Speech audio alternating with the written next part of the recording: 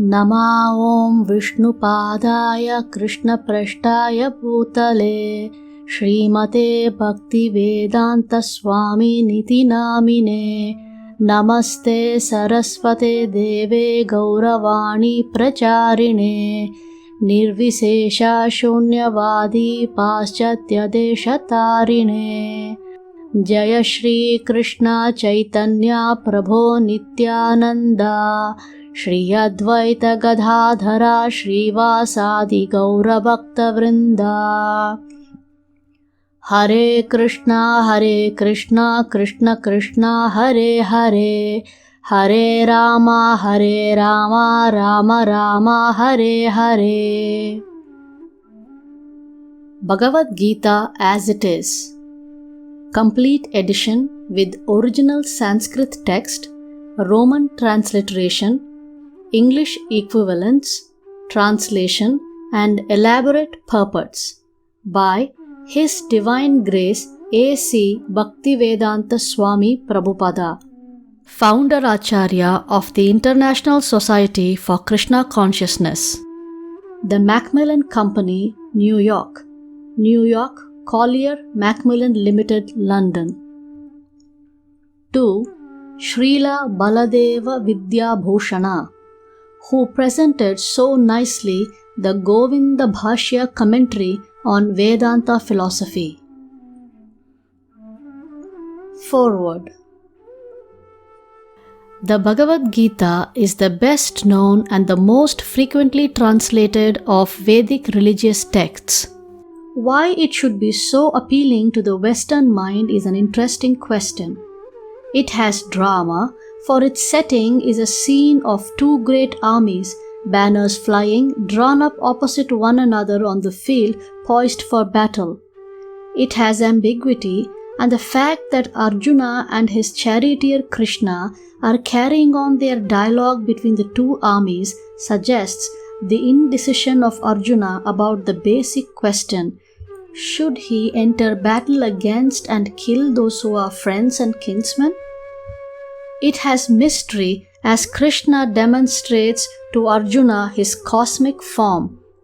It has a properly complicated view of the ways of the religious life and treats of the paths of knowledge, works, discipline, and faith, and their interrelationships, problems that have bothered adherents of other religions in other times and places. The devotion spoken of is a deliberate means of religious satisfaction, not a mere outpouring of poetic emotion. Next to the Bhagavata Purana, a long work from South India, the Gita is the text most frequently quoted in the philosophical writings of the Gaudiya Vaishnava school, the school represented by Swami Bhaktivedanta as the latest in a long succession of teachers.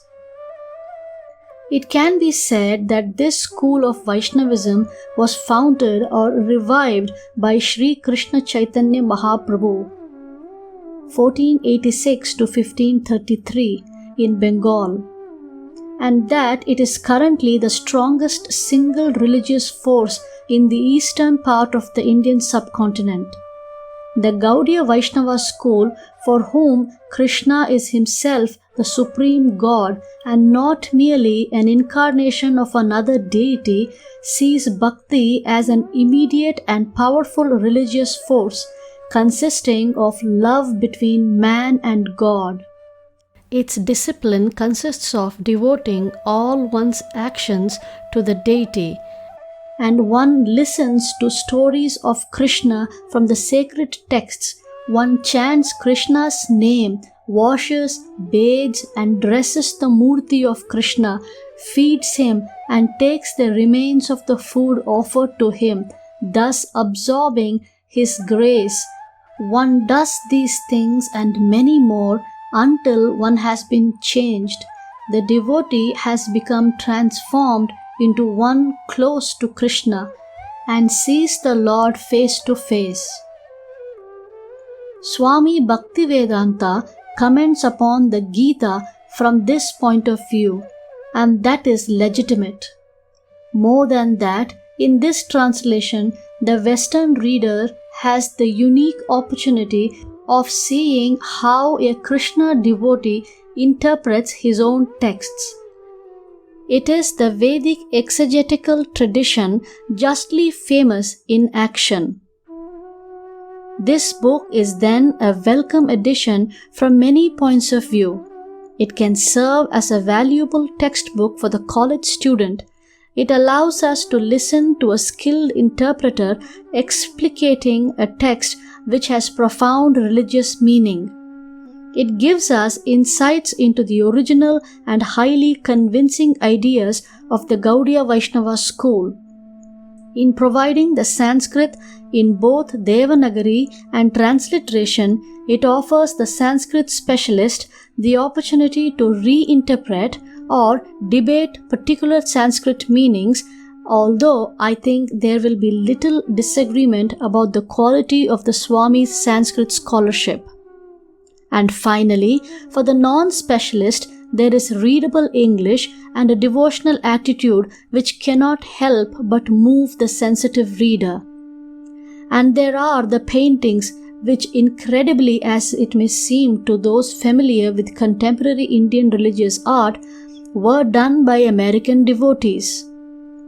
The scholar, the student of Gaudiya Vaishnavism, and the increasing number of Western readers interested in classical Vedic thought have been done a service by Swami Bhaktivedanta.